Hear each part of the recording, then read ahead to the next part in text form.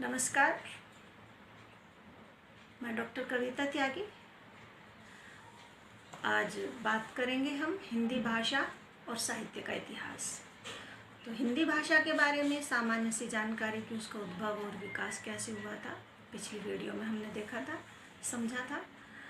और आज हम हिंदी भाषा में लिखे गए जो साहित्य हैं उसकी चर्चा करेंगे। तो इसमें दो चीज़ें हैं, एक तो हिंदी भाषा का साहित्य और दूसरा उसका इतिहास। तो हिंदी भाषा का विकास होने के बाद उसमें इतिहास कब लिखा जाने लगा था, ये हिंदी भाषा का इतिहास बताता है हमें। और इतिहास अगर हिंदी साहित्य का हम देखते हैं तो ये परंपरा बहुत पुरानी नहीं है। इसमें जो सबसे पहले इतिहास मिलता है हमें वो जॉर्ज ग्रियर्सन का मिलता है। हालांकि उससे पहले भी फ्रांसीसी लेखक ने इतिहास हिंदी साहित्य का लिखा था, लेकिन उसका जो वर्गीकरण था वो वैज्ञानिक ढंग से कुछ नहीं था। इसमें जो जॉर्ज ग्रियर्सन का हिंदी साहित्य का इतिहास है उसमें हमें कुछ वैज्ञानिकता मिलती है। तो हिंदी साहित्य का इतिहास जब लिखते हैं सबसे पहले हम उसका जो काल विभाजन होता है कि किस काल से किस काल तक हम हिंदी साहित्य का क्या नाम रखें और किसी नाम को रखें तो किस काल से किस काल तक रखें, ये मुख्य समस्या आती है। तो काल विभाजन हम किस आधार पर करें, अगर दो तरह से हम कर सकते हैं। एक तो कि हम सामान्य तौर से कह दें प्राचीन काल, मध्यकाल और आधुनिक काल। लेकिन प्राचीन काल कब से कब तक माना जाए, किस आधार पर हम प्राचीन काल कब से कब तक माने, ये समस्या आती है। यानी कि काल निर्धारण या काल का विभाजन हम किस आधार पर करें।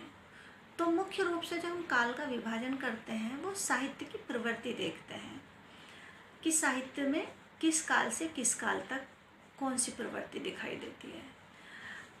जब हम इसका आधार प्रवृत्ति देखते हैं तो हमें ये भी पता चलता है कि उस काल में ऐसी प्रवृत्तियाँ क्यों विकसित हुई थी।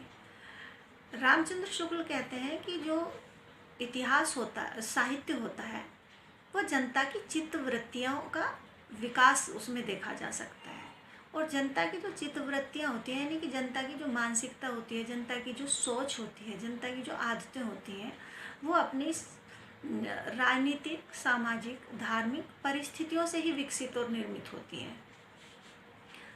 इस आधार पर यह भी कहा जाता है कि साहित्य समाज का दर्पण है। यानी कि जैसी समाज की सामाजिक, आर्थिक, राजनीतिक, धार्मिक, साहित्यिक, सांस्कृतिक परिस्थितियाँ होती हैं, वैसा ही समाज होता है। और वो समाज जैसा होता है वो सारा हम साहित्य में देख सकते हैं। तो इस आधार पर हम ये भी कह सकते हैं कि जब हम किसी साहित्य को पढ़ते हैं तो साहित्य को पढ़कर जिस समय का साहित्य होगा उस समय की राजनीतिक, आर्थिक, धार्मिक, सांस्कृतिक परिस्थितियाँ कैसी थी उनका भी हम पता लगा सकते हैं। इस आधार पर जब हम साहित्य का विभाजन करते हैं तो साहित्य का काल निर्धारण करने के लिए हमें उसकी प्रवृत्तियाँ देखनी पड़ती है, जो एक कठिन काम होता है। उसमें एक समस्या आती है। एक तो ये तो पता चल गया कि हम प्रवृत्तियों के आधार पर काल का निर्धारण करते हैं। यानी कि अगर हम हिंदी साहित्य को देखते हैं तो हिंदी साहित्य का वैसे, जैसे अभी हमने हिंदी साहित्य के हिंदी भाषा के विकास के बारे में बात किया था, तो पता चला कि हिंदी भाषा हमारी लगभग 1000 ईस्वी से शुरू हो गई थी।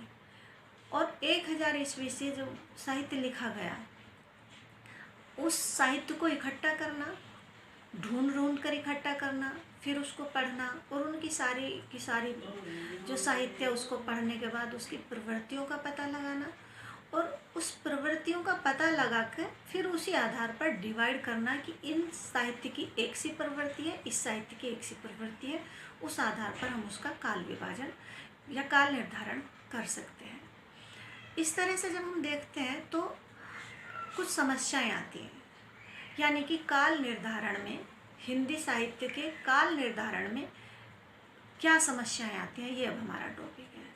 हिंदी साहित्य के काल निर्धारण में सबसे पहली जो समस्या आती है वो ये आती है कि जब हम इतिहास का विभाजन करते हैं, इतिहास, राजनीतिक इतिहास का विभाजन करते हैं, तो उसका आधार हम घटनाओं को ले लेते हैं। और जो भी घटनाएं होती हैं वो किसी एक तिथि विशेष में होती है, एक समय विशेष में होती है कि इस दिन ये घटना हुई। जैसे हम बाबर का युद्ध देख सकते हैं, पानीपत का युद्ध देख सकते हैं, खंडवा का युद्ध देख सकते हैं, हल्दी घाटी का युद्ध देख सकते हैं। तो उसका एक समय निश्चित होता है कि इस समय ये युद्ध हुआ या ये घटना घटी, और उसी आधार पर हम काल विभाजन कर लेते हैं। पर जो साहित्य है उसकी कोई निश्चित तिथि नहीं होती, उसका धीरे धीरे विकास होता है। यानी कि कोई जो साहित्य लिखा जा रहा है, आज जैसा शुरू हुआ लिखना, धीरे धीरे जब वो बढ़ेगा तब उसकी बहुतायत मिलेगी। यानी कि शुरू में जब लिखना शुरू होता है तो एक दो लेखक ही किसी विषय पर लिखते हैं, धीरे धीरे फिर वो बहुत सारे लेखक लिखते हैं। तो हम उस प्रवृत्ति को कब से माने, यानी कि एक प्रवृत्ति कब से शुरू हुई, इसका निर्धारण आसान नहीं होता। एक समस्या तो यही हुई कि हम उसका निर्धारण करने के लिए कोई निश्चित सीमा नहीं खींच पाते हैं कि ये प्रवृत्ति कब से विकसित होनी शुरू हुई। दूसरी ये होती है कि एक संक्रमण काल होता है। संक्रमण काल जैसे कि पहले अपभ्रंश में लिखा जा रहा था, फिर हिंदी में लिखा जाने लगा। लेकिन जब अपभ्रंश में लिखा जा रहा था तभी धीरे धीरे हिंदी में लिखना शुरू हो गया था। जैसे मैंने बताया था, ढोला मारूरा दुहा, हमारी रणमल छंद और ढोला मारूरा दुहा डिंगल की रचनाएं हैं। संदेश राशक अपभ्रंश ग्राम्य अपभ्रंश की रचना है। जब हिंदी का धीरे धीरे विकास होता जा रहा था, उसे पुरानी हिंदी बोल सकते हैं हम। लेकिन और फिर 13वीं शताब्दी में हम देखते हैं कि जो अमीर खुसरो हैं वो हिंदी में लिखने लगे थे, खड़ी बोली में। खड़ी बोली का सबसे पहला लेखक माना जाता है, सबसे पहला कवि माना जाता है अमीर खुसरो को। तो समस्या ये आती है कि जब शुरू में जो लोग लिखना शुरू करते हैं किसी नई प्रवृत्ति में, किसी नई प्रवृत्ति को लेकर, नई धारा को लेकर, तो उस समय क्योंकि बहुतायत से नहीं लिखा जाता, तो उस समय जैसे कि पुरानी हिंदी में भी लिखा जा रहा था और नई हिंदी में भी लिखा जा रहा था, तो उस समय जो पुरानी हिंदी के लेखकों की प्रवृत्ति थी, बहुतायत से जो लिखे जा रहे थे, वो तो उस प्रवृत्ति में आ जाते हैं। लेकिन जो थोड़े थोड़े उस समय लिखना शुरू करते हैं वो फुटकर कवियों में आ जाते हैं। जैसे रामचंद्र शुक्ल ने जब हिंदी साहित्य का इतिहास लिखा है, तो अमीर खुसरो जो खड़ी बोली के सबसे पहले लेखक या कवि माने जाते हैं, उन्हें फुटकर कवि में रख दिया है। ऐसे विद्यापति हैं, विद्यापति को भी उन्होंने फुटकर कवि में रख दिया है। तो उदाहरण के रूप में जब हम देखते हैं, जैसे हमने आदिकाल का निर्धारण किया, तो आदिकाल की एक प्रवृत्ति रही थी वीर गाथा काव्य या रासो काव्य। अब जो रासो काव्य और वीर गाथा काव्य उस समय लिखे जा रहे थे, बहुतायत से लिखे गए, लेकिन उस समय नीति के भी दोहे लिखे गए होंगे, नीति की भी पुस्तकें लिखी गई होंगी, नीति की कविताएं रची गई होंगी, या श्रृंगार की कविताएं भी जरूर रची गई होंगी। लेकिन बहुतायत क्योंकि उस समय वीर काव्य की रही, इसलिए वीर काव्य को ही उन्होंने केंद्र में रखा और उसका नाम वीर गाथा काल रख दिया गया। तो पहली समस्या तो काल निर्धारण की रहती है कि कहाँ से सीमा रेखा खींची जाए, और दूसरा उस समय के जो लेखक होते हैं, क्योंकि वो बहुत बड़ी संख्या में नहीं होते और बहुत बड़ी संख्या में उस समय साहित्य नई धारा का या नई प्रवृत्ति का नहीं लिखा जाता है, तो इसलिए वो फुटकर में रह जाते हैं, जबकि ऐसा रहना नहीं चाहिए, लेकिन उसके अलावा कोई और उपाय भी नहीं है। तो ये हमारे काल निर्धारण में समस्याएं आती हैं। काल निर्धारण में समस्याओं के बाद हमारा आता है नामकरण का आधार। नामकरण का आधार क्या होता है? तो नामकरण का आधार भी जिस तरह से काल विभाजन का आधार होता है प्रवृत्तियां, उसी आधार पर नामकरण रखा जाता है। यानी कि जिस प्रवृत्ति की सबसे ज़्यादा रचनाएं मिलती हैं, उसी के आधार पर हम नाम रख देते हैं उस काल का। जैसे कि हमारा जो आदि काल है, यानी कि शुरू का जो काल है हमारा हिंदी साहित्य का, उसका नाम रामचंद्र शुक्ल ने दूसरा नाम जो रखा वो वीर गाथा काल रखा उन्होंने। आदिकाल तो है कि शुरू का काल है वो, और शुरू का कोई भी चीज़ को आदिकाल कहा जा सकता है, पर उसकी प्रवृत्ति के आधार पर रामचंद्र शुक्ल ने उसका वीर गाथा काल रख दिया, वीर गाथा काल नाम रखा। तो इस तरह से नामकरण का जो आधार है वो उस समय की प्रवृत्ति, यानी कि जिस प्रवृत्ति का ज़्यादा साहित्य रचा गया उसी प्रवृत्ति के आधार पर नाम रख दिया गया। आदिकाल के बाद भक्ति काल, रीति काल, ये सब नाम इसी आधार पर रखे गए हैं। अब हम जो हमारा हिंदी साहित्य का इतिहास है उसको कितने कालों में बांटा गया है और क्या क्या उनके नाम रखे गए हैं उसका थोड़ा सा परिचय कर लेते हैं। तो सबसे पहला जो काल है वो है आदिकाल। हमारा जो ये काल विभाजन का जो परिचय है या विवरण है ये रामचंद्र शुक्ल के हिंदी साहित्य के इतिहास के आधार पर है। यानी कि उनके अनुसार रामचंद्र शुक्ल ने जो अपना हिंदी साहित्य का काल विभाजन किया है और नामकरण किया है उसी को मैं आपके सामने प्रस्तुत कर रही हूँ। तो रामचंद्र शुक्ल ने सबसे पहला काल आदिकाल माना, जब हिंदी साहित्य का इतिहास हिंदी साहित्य शुरू हुआ था लिखना। और ये काल उन्होंने विक्रमी संवत 1050 से 1350 ईस्वी तक माना। उन्होंने आदिकाल के साथ साथ इसका नाम वीरगाथा काल भी रखा था।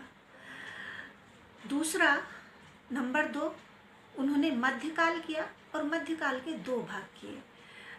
मध्यकाल के जो 2 भाग हैं, पहला भाग है भक्ति काल, उसकी सीमा उन्होंने 1375 से 1700 तक मानी है। 1375 विक्रमी संवत से 1700 विक्रमी संवत तक।